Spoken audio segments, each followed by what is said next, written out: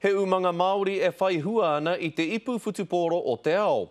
Ko tohu te umanga e kōrerotia ake nei, I haere atu tā mātou karere a Irena Smith ki te tauihu o te Waipounamu, ki te tirotiro I wā taumahi I tēnei wahanga nui o te tau.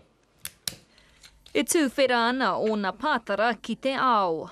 A great opportunity for us to launch tohu wines to the world.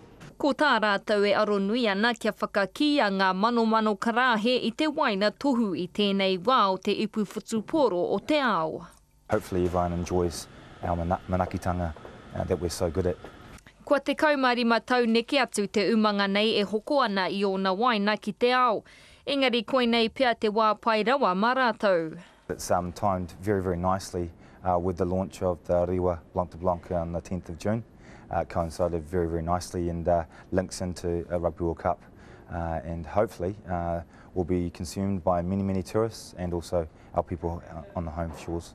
Ko e hia tau a Mondo kōpua e mahi ana ki konei, kei te mōhio ia he wā tino nui tēnei mā rātou.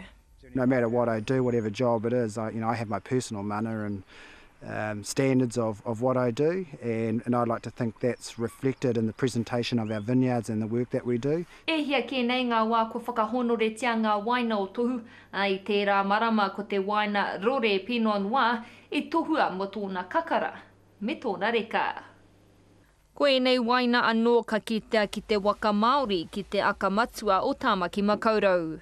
For us it's manakitanga, hospitality that we show, with food and beverage being at the top of people's agenda for interest. Cheers. Cheers. He tohu mana hau, he oranga mō tēnei umanga Māori, Irena Smith, Te Karere.